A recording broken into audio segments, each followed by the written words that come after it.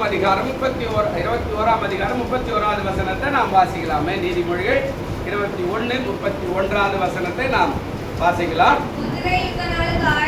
குதிரை யுத்த நாளுக்கு ஆயத்தமாக்கப்படும், ஜெயமோ கர்த்தராலே வரும். ஆண்டவர் சொன்னாரு குதிரை யுத்த நாளுக்கு ஆயத்தமாக்கப்பட்டிருக்கிறது. ஆனா ஜெயம் எங்கிருந்து வரணுமா? கர்த்தரால தான் வரும் அப்படின்னு ஆண்டவர் சொல்றார். குதிரை யுத்த நாளுக்கு ஆயத்தமாக்கப்படும், ஜெயம் வருகிறது என்பது கர்த்தருக்கு கரத்தில் இருந்துதான். அதான் அவர் என்ன சொல்றாரு, ஆயத்தமாயிருங்கள், ஜெயம் அவர் கொடுப்பார். வெற்றி, ஜெயனா வெற்றின்னு சொல்லுது. வெற்றி உள்ள வாழ்வு, வெற்றி உள்ள காரியம் அவர் கொடுக்கிறார் அப்படின்னு வாக்கு கொடுத்திருக்கிறார். அப்ப ஜெயம்ன்றது தேவனுடைய கரத்தில் தான் இருக்கிறார். தேவன் தான் ஜெயத்தை கொண்டு வருகிறார். தேவன் தூதர் அனுப்புவார், இல்லத்துல ஆண்டவர் ஆசீர்வதிக்க அவர் வல்லவராக இருக்கிற அப்படின்னால நிறைய காரியங்களை ஜெயத்தை கொடுக்கிற கர்த்தராக அவர் இருப்பார். ஜெயம் அவருடைய கரத்தில் இருக்கிறார். நாம் என்னதான் பிரயாசப்பட்டாலும் ஒரு முழத்தை கூட்ட முடியாது, ஒரு முழத்தை என்ன செய்ய முடியாதான், குறைக்க முடியாது. ஆனா செய்ய வேண்டிய ஒரு வேலையை மட்டும் அவர் சொல்றார், நீ காத்திருக்கணும், ஆயத்தமா இருக்கணும். குதிரை யுத்தத்துக்கு ஆயத்தமா இருக்கும்.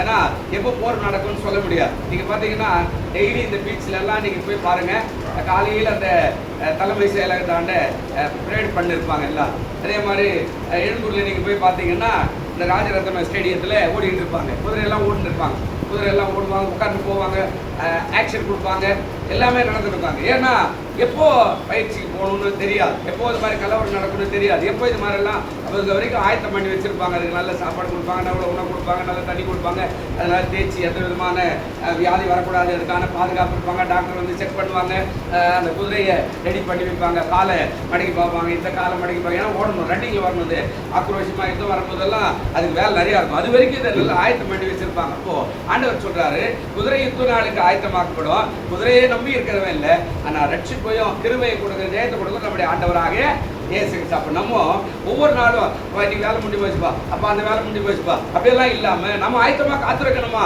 என்றைக்கு இயேசு வருவார் தெரியாது, அறுபது காத்திருக்கணும். என்னைக்கு ஆண்டவர் நமக்கு உதவி செய்வார்னு தெரியாது, அதுக்காக நம்ம காத்திருக்கணும். என்றைக்கு நம்முடைய தேவலை சந்திக்க ஆண்டவர் தேவதூதனை அனுப்புவாரு, அதுக்காக காத்திருக்கணும். நம்ம என்னைக்கு வந்துருமோ அப்படின்லாம் நினைக்க முடியாது. என்னைக்குனாலும் வரும், எப்பனாலும் வரும்.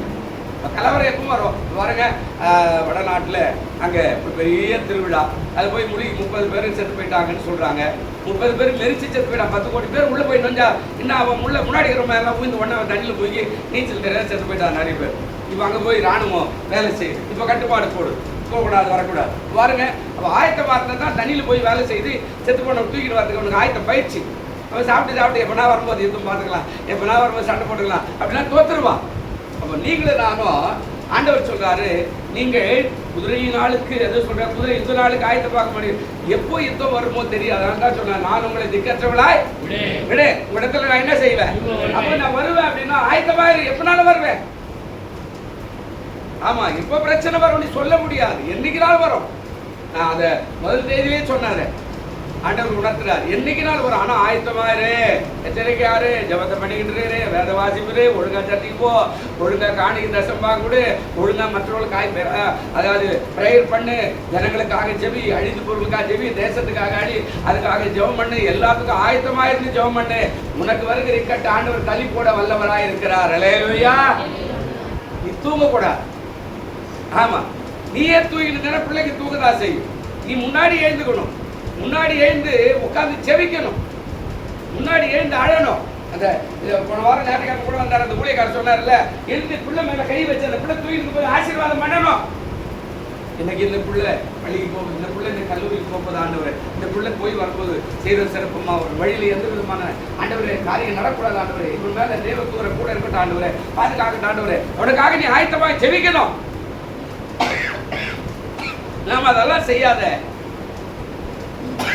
நம்ம வேலையை பார்த்து நம்ம தான் தூக்கிட்டு எப்படா எழுப்போம் அப்படின்னா பிரச்சனை வரும்போது ஐயோ வந்துடுச்சுன்னா கஷ்டமா இருக்கும். ஆண்டவர் சொல்ல குதிரை யுத்த நாளுக்கு ஆயத்தமா கப்படும், ஜெயமோ எங்கிருந்து வருதா, கர்த்தராலே வருகிறது அப்படின்னு சொல்றார். ஒரு வசனம் வாசிங்க, அந்த ஜெயம் யார் கட்டுக்குது பாத்துங்க. சங்கீதம் 20ஆம் சங்கீதம் 7வது வசனத்தை கொஞ்சம் நீங்க பாத்தீங்கன்னா ஜெயம் அங்க இருக்குதுன்னு பாருங்க. என்ன சொல்றாரு சங்கீதம் 20 7வது வசனம் அழகா ஒரு வார்த்தை பேசுறாரு, வாசிங்க. சிலர் ரதங்களை குறித்தோ, சிலர் குதிரைகளை குறித்தோ மேன்மை பாராட்டுவார்கள், நாங்களோ எங்கள் தேவனாகிய கர்த்தருடைய நாமத்தை குறித்தே நாங்க என்ன பண்ணுவோம், ஆமா, இன்னும் அழகா பேசுறாரு. என்ன சொல்றாருங்க? அதாவது ரொம்ப ஞானமான வார்த்தை பேசுறாரு. சிலர் எதை சொல்றாங்கன்னா, ரதங்களை குறித்து குதிரைகளை குறித்து என்ன செய்றாங்க? மேன்மை பாராட்டுறாங்க. நாங்களோ எங்கள் தேவனாகிய கர்த்தருடைய நாமத்தை குறித்து நாங்க என்ன பண்றோம்? அப்ப நாமத்தை குறித்து மேன்மை பாராட்டினா என்ன வருகிறது கேள்வி சொல்றாரு பாருங்களேன். 8வது வசனம் என்ன சொன்னாரு? அவர்கள் என்ன ஆயிட்டாங்க? எதை நம்பினாலும் அவன் முறிந்து விழுந்துட்டான். நாங்களும் என்ன பண்ணிருக்கிறோம்? இது எங்க வருது? இப்ப 9வது வசந்த வாசி பாருங்க. எங்க இருந்து வருது? கர்த்தாவே ரட்சியும், நாங்கள் கூப்பிடுகிற நாளில ராஜா எங்களுக்கு என்ன செய்வாராக? அப்போ கூப்பிட கூப்பிட கூப்பிட எதிராளி கீழே விழுகிற காரியத்தை ஆண்டவர் செய்கிறார். நமக்கு ஜெயத்தை கொடுக்க அவர் வல்லவராய் நல்லவராய் இருக்கிறார். அல்லேலூயா. இன்னொரு வசனம் கூட இதுலயே அவர் சொல்றாரு, 8ஆம் அதிகாரம் என்று நான் நினைக்கிறேன். கர்த்தருடைய நாமத்துக்கு ஸ்தோத்திரம். அதுல பேசும்போது ஒரு வார்த்தை பேசுவார். அவரு என்ன சொல்றாரு? அதாவது ரட்சிப்பு யாருடையதா? ரட்சிப்பு யாருடையதா?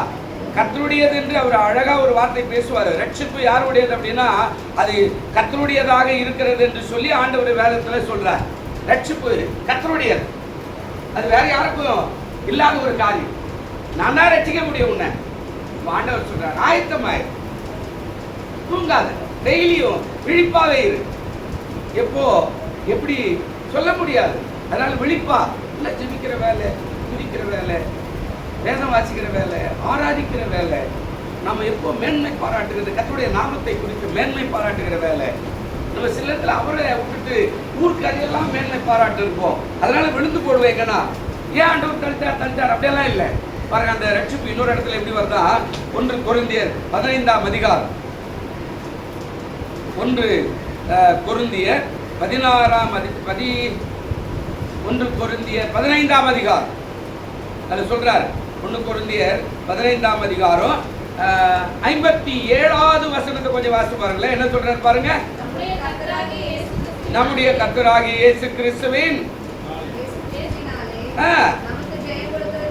நமக்கு ஜெயம் கொடுக்கிற தேவனுக்கு என்னவா இருக்கிறாங்க? அப்போ ஆண்டவர் சொல்றாரு, ஜெயம் எங்க இருந்து வருது அப்படின்னா, இங்க 20வது அதிகாரத்துல 7வது வசனம், ரதங்களையும் குதிரைகளையும் குறித்து மேன்மை பாராட்ட அது வராது. நான் தான் உனக்கு ரட்சகரா இருக்கிறேன், உன்னை எழுப்பி நிற்கிறேன்.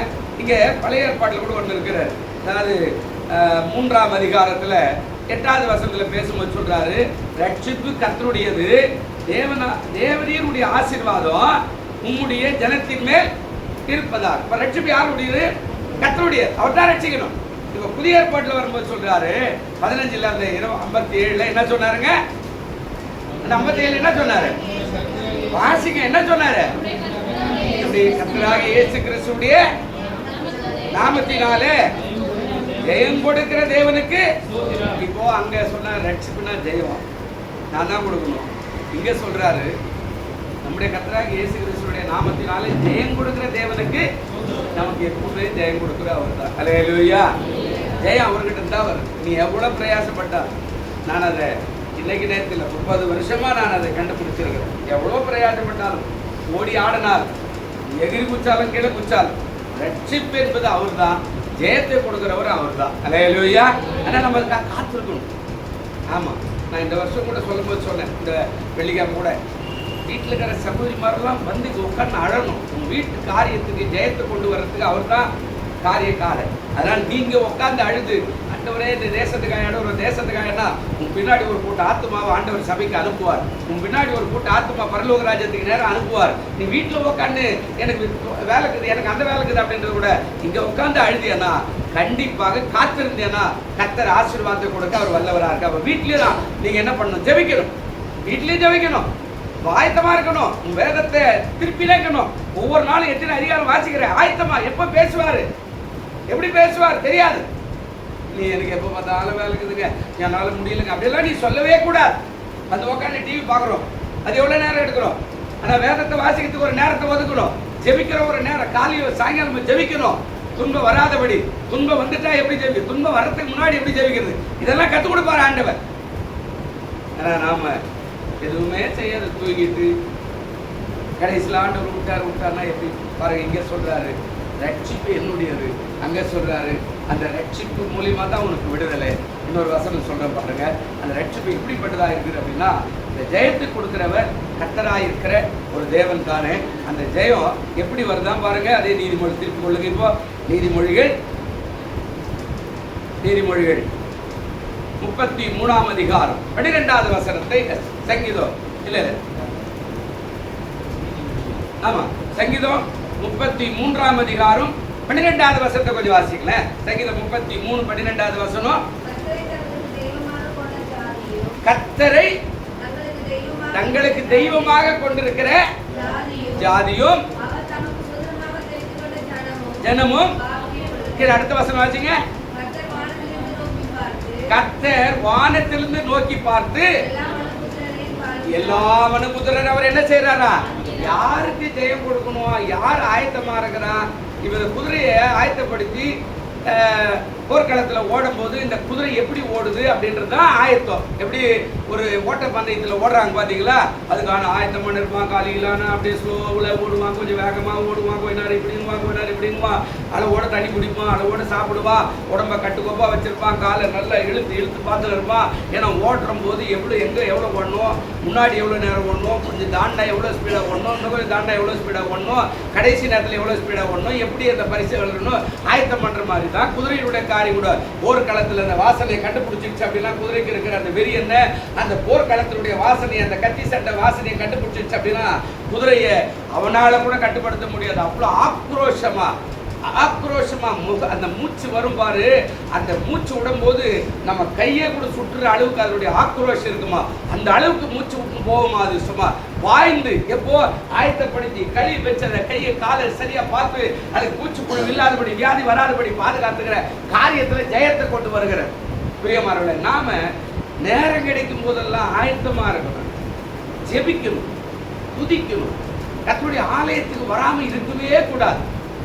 62, 63, 70 வயசு ஒருத்தர் சொன்னார். நேற்று அந்த பிரசங்கத்துக்கு போகும்போது ஒரு இடத்துல அவர் சொன்னார், கர்த்தருடைய நாமத்துக்கு சோத்திரம், யாரையோ விற்கணுமோ, நான் இது வரைக்கும் 75 வயசு இன்னும் ஆயிடுச்சு, எனக்கு நான் ஒரு நாள் கூட ஞாயிற்றுக்கிழமை ஆராதனை மிஸ் பண்ணதே கிடையாது அப்படின்னு.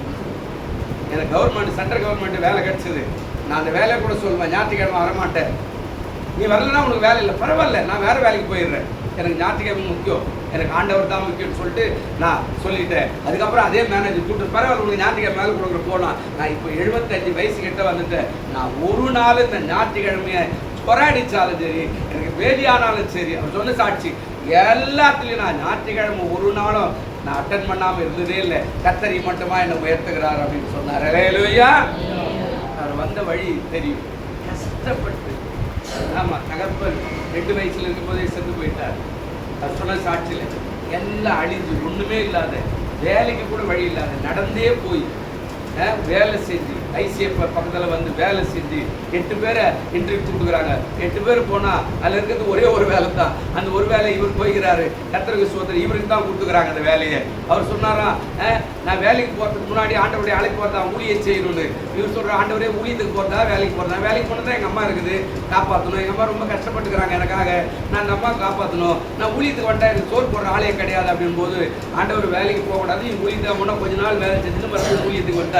அம்மா கிட்ட வந்து சொன்னால் அம்மா சொன்னாங்களா, ஐயோ நீ ஊழியத்துக்கு போயிட்டா என்ன யாரா சோறு போடுற அப்படின்னு. இப்போ முதல்ல போய் ஜெபம் பண்ணுறாரு. ராத்திரி ஜெபம் பண்ணி அவர் ஒரு வார்த்தை சொன்னாரா, ஆண்டவரே எங்கள் அம்மாவோட கூட நீங்கள் பேசுனீங்கன்னா நான் ஊழியத்துக்கு வந்துடுறேன் ஆண்டவரே அப்படின்னு சொல்லிக்கிறார்.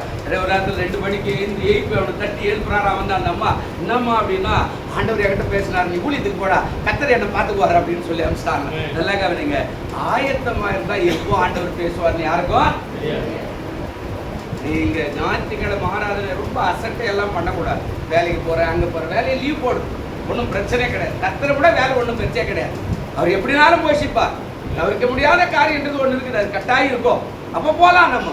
ஆனால் சும்மா அதுவே ஒரு சாக்கு வச்சுக்கிட்டு வேலையெல்லாம் போயிட்டு இருக்க முடியாது, அதெல்லாம் வர முடியாதுங்க. என்னாலும் அதெல்லாம் இருந்தால் கண்டிப்பாக இக்கட்டில் அகப்பட்டு கொள்வான். ஆண்டவர் சொல்றாரு, இந்த இடத்துல அவர் உயர்த்துகிற ஒரு தேவனாய் அவர் இருக்கிறார், ஜெயத்தை கொடுக்கிறவர் அவர் தான் என்று ஆண்டவர் அப்படியே ஆணித்தரமா சொல்றாரு. வாசித்துமே அந்த 33ஆம் சங்கீதத்தில் 19வது வசனம் வாசிங்க, என்ன சொல்றாரு பாருங்க. 33 19வது வசனம்.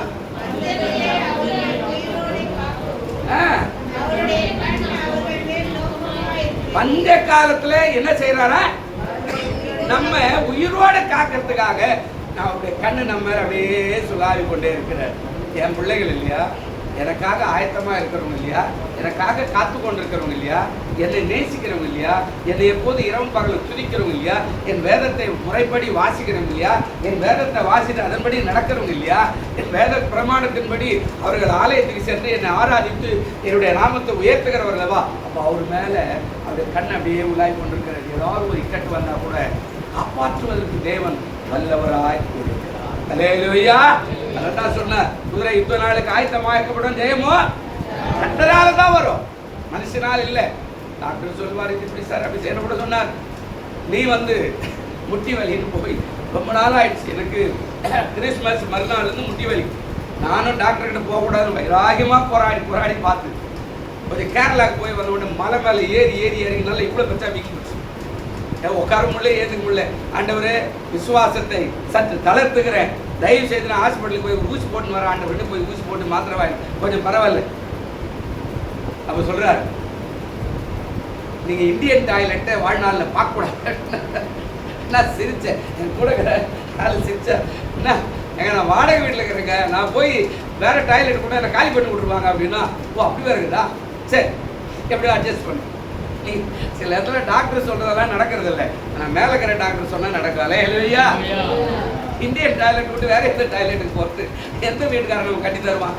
ஒருவேளை இப்போ கட்டுற வீடுகள்லாம் ஒருவேளை கரெக்ட், இது பழைய காலத்து வீடுலாம் எப்படி கட்டி கொடுப்பான்? எத்தனை சோதனை பாருங்க. அந்த டாக்டர் சொல்றது கட்டாயம் நடக்கும், இந்த டாக்டர் சொல்றது சில இடத்துல என்ன செய்யாது, நடக்காது. இவர் சொல்லுவார் அவ்வளோ தாங்காடுவார், ஆனால் அவர் சொல்லுவார் இல்லை மகனை முன்ன நான் ஆசீர்வதிக்கிறேன். இவர் சொல்லுவார் நீ நல்லா ஆயிடுவேன், இல்லை மகனை நீ செஞ்ச பாவத்துக்கு தண்டனை வருது மகனை, இப்படிதான் வர கதை. ஆனால் ஆண்டவர் எப்போதுமே நல்ல தேவன், நல்லதையே கொடுக்கிற தேவன். பஞ்ச காலத்துக்கு உன்னை பார்த்துக்கிட்டே இருக்கிறார். என் பிள்ளைகளுக்கு ஏதாவது செய்யணும், ஆண்டவர் சொல்றார். அந்த ஜெயம் எப்படி வரும் அப்படின்றத ஆண்டவருக்கு பேசுறாரு. இப்ப பாருங்க, இன்னொரு வாசனை, ஏசாயா 31ஆம் அதிகாரம். சீக்கிரம் ஒரு 5 நிமிஷம். ஏசாயா 31ஆம் அதிகாரம் 1வது வசனம் கொஞ்சம் வாசிங்களேன். என்ன சொல்றாரு பாருங்க. ஏசாயா 31 1வது வசனம் இருக்குதா? என்னங்க? சகாயம் அடையும்படி இஸ்ரவேலுடைய பரிசுத்தர். இந்த வசனம் ரொம்ப அருமையான வசனம். சகாயம் அடையும்படி இஸ்ரவேலுடைய பரிசுத்தரை நோக்காமலும் கர்த்தரை தேடாமலும் எகிப்துக்கு போய் குதிரைகள் மேலே, அழகா சொல்றாரு, குதிரைகள் மேலே நம்பிக்கை வைத்து ரதங்கள் அநேகமாய் இருப்பதினால் அவைகளை நாடி குதிரை வீரர் மகா பலசாலிகளாய் இருப்பதினால் அவர்கள் நம்பிக்கொண்டிருக்கிறவர்களுக்கு, இன்னைக்கு உலகத்தை நம்பிக்கொண்டிருக்கிறவருடைய நிலைமை கூட இதுதான். எப்பவுமே உலகம் காப்பாற்று. ஒரு முறை எனக்கு ஞாபகம் இருக்கு, இந்த ஊருக்கு வந்த புதுசுல ஒருத்தர்கிட்ட செருப்பு தைக்க போயிருந்தேன். அவர்கிட்ட கொஞ்சம் வார்த்தை விட்டுட்டு நான், என்ன பெருசா செருப்பு தைக்கிற, ஒழுங்கா தைக்கல, முன்ன பின்ன செருப்பு தைச்சுக்கிறாயா நீ அப்படின்னு கேட்டேன்னா, நீங்க தான் அந்த ஆக்சிடென்ட் மிஸ்குலான் எனக்கு தெரியாது. அவர் சடக்கு விசில் போட்டார் செருப்பு ரோட்டில். என்னையா அப்படின்னா, நான் யார் தெரியுமா அப்படின்னா, அவர் சொன்னா நம்ம உட்காந்து சொல்லி கேட்குறேன் அப்படின்னா சொல்றார், நான் மெட்டல் பாக்ஸ் ஒர்க்கர் தெரியுமா அப்படியா? அப்பதான் அவர் சொல்லி தான் எனக்கு தெரியும், அந்த ஆர்பாருக்கு சமமான ஒர்க் தெரியுமா, அந்த கம்பெனியில் வேலை செய்யறது தேடி வந்து பொண்ணு கொடுப்பாங்க தெரியுமா?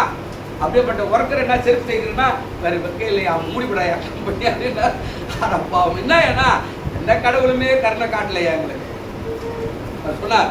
பாருங்க, யாருக்கு எது நடக்கும், எப்போ கம்பெனி மூடுமா, எப்போ எது செய்ய முடியாது, ஆனால் ஆண்டவருக்கு தான் தெரியும் உன்னை போஷிக்கிறது. அதனால தான் சொல்றாருங்க, அதாவது சகாயம் அடையும்படி இஸ்ரவேலுடைய பரிசுத்தரை என்ன செய்யலாங்க நோக்கல. கஷ்டம் வரும்போது கூட பரிகாரியை நோக்குறாங்க, வேதனை வரும்போது சாஸ்திரக்காரனை நோக்குறாங்க, அதாவது நெருக்கு வரும்போது பேர் ராசிக்காரன் நோக்குறாங்க, இல்லைன்னா கிளி ஜோசிக்காரன் நோக்குறான், இல்லைன்னா 4 நட்சத்திரத்தை பார்க்க போறான், இல்லைன்னா வேற அவங்ககிட்ட என்ன போய் நிற்கிறான். சகாயத்தை செய்யக்கூடிய ஆளு நான் தான், சகாயத்தை கொடுக்கக்கூடிய ஆளு நான் தான், உனக்கு ரட்சிப்பை கொடுக்கக்கூடிய ஆளு நான் தான். என்னை நோக்காமலும் கர்த்தரை தேடாமலும் எகிப்துக்கு போகிறான். எகிப்துனா பாவமான தேசம். எகிப்துனா பாவமான தேசம், சர்ச்சைக்கு வர மாட்டேன்.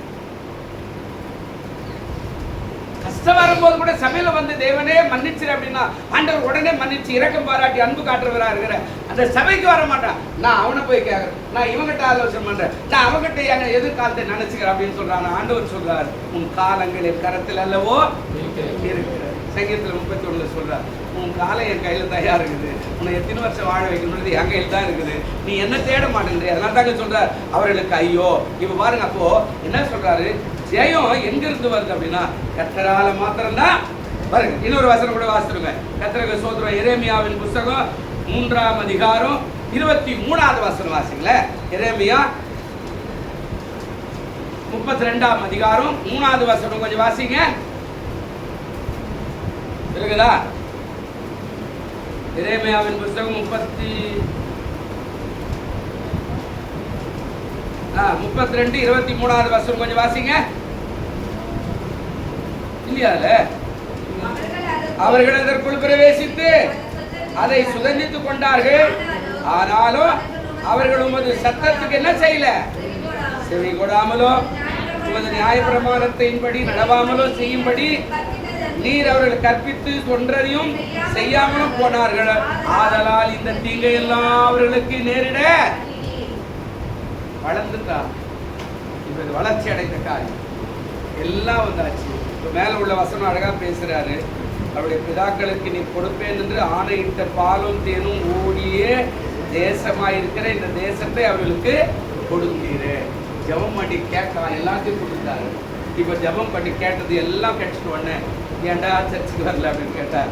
ஒருத்தர் சொல்லிட்டு போறாரு, நேரமே இந்த பாஸ்டர் இவதான் அந்த கதை தான் இப்ப சொல்றாரு. என்ன சொல்றாரு, அவர்கள் அதை சுதந்திரத்துட்டாங்க, ஆனா உள்ள போன பிறகு என்ன மறந்துட்டாங்க, என் பிரமாணத்தை மறந்துட்டாங்க, நியாய பிரமாணத்தை மறந்துட்டாங்க, நான் சொல்லி கொடுத்த சகலத்தையும் மறந்துட்டாங்க, எல்லாத்தையும் விட்டுட்டாங்க. அதை கடைசி அதை முடிக்கும் சொல்றா, நான் இப்ப தீங்க மறுபடியும் அவர்களுக்கு வர பண்ணுகிறவனா. நிறைய பேருடைய வாழ்க்கை உள்ள வந்து ஆசீர்வாதம் வந்துட்டு பிறகு சபையை மறந்துடுது, ஆண்டவரை மறந்துடுது, ஊழியக்காரனை மறந்துடுது, அப்புறமா அவர் செய்த நன்மைகளை நினைக்காம போகும்போது வியாதிகள் எங்கே வருதுன்னா மறுபடியும் அவர் கை விட்டு ஒதுங்கும் போது அது வருது. ஐயோ ஆண்டவர் விட்டாருன்னா அப்புறம் என்ன பண்ணுவார் அவர் நினைக்கிறாரு, எதுவுமே நடக்கல. கடைசியாக ஒரே ஒரு வார்த்தை வாசித்து முடிச்சுட்டுங்க. அந்த வார்த்தையை மறுபடியும் நாம வாசித்து விடுவோம். ஆண்டவருடைய நாமத்துக்கு மகிமை உண்டாகட்டும். என்ன சொல்றாரு பாருங்க, அந்த வார்த்தை ஒரே ஒரு வார்த்தை மறுபடியும் முதல்ல வாசம் இல்லையா, முதல்ல வாசமே 1 கொரிந்தியர் 15ஆம் அதிகாரம் 57வது வசனம் தான் கடைசி வசனம். வாசித்து பாருங்க என்ன சொல்றாரு. நம்முடைய கர்த்தராகிய இயேசு கிறிஸ்துவின் நாமத்தினாலே நமக்கு ஜெயம் கொடுக்கிற தேவனுக்கு ஸ்தோத்திரம். வேற வழியே இல்லை, அவர் தான் ஜெயம். அதனால ஆண்டவர் சொன்னார், பிரியமானதே பிள்ளைகளே, குதிரை யுத்த நாளுக்கு ஆயத்தப்படுவோம். 2வது மாதம் ஜெயமோ எங்கிருந்து வருதா? கர்த்தரால். இப்ப நீங்க ஆயத்தமா இருக்கணும். காலையில எழுந்து ஜெபிக்கணும், ராத்திரில ஜெபிக்கணும், படுக்கிறதுக்கு முன்னாடி காலையில ஜெபம் பண்ண, ஆண்டவரே இந்த நாள் ஆசீர்வதியும்.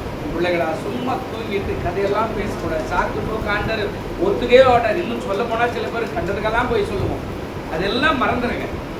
ஒத்துக்குங்க. ஆண்டவரே தாவீது ஏன் திரும்ப 40 வருஷம் ஆண்டவர் அவன் ஆசீர்வதிச்சார் அப்படின்னா ஒத்துக்கிட்டான். போய் பாவம் செஞ்சுட்டு ஆண்டவரே மன்னிச்சிடும்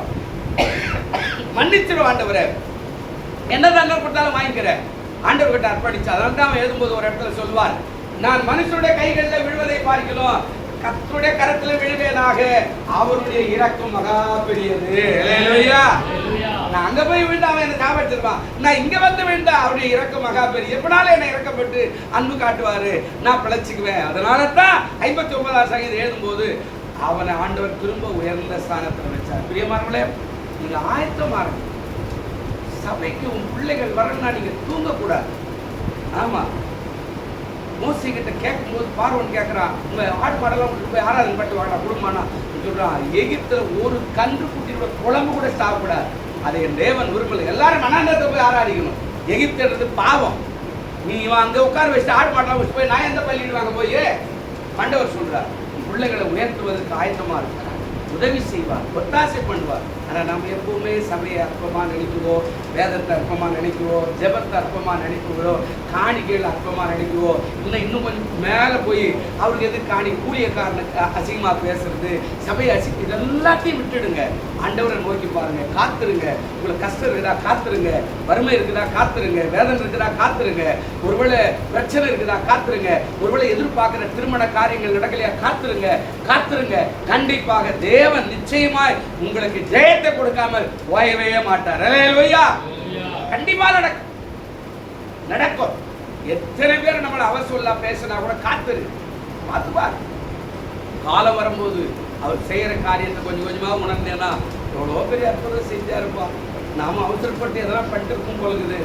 ஆமா, இதை எல்லாரும் பேசலாம், நிறைய பேர் இடத்துல போட்டு விடியா அப்படின்னு.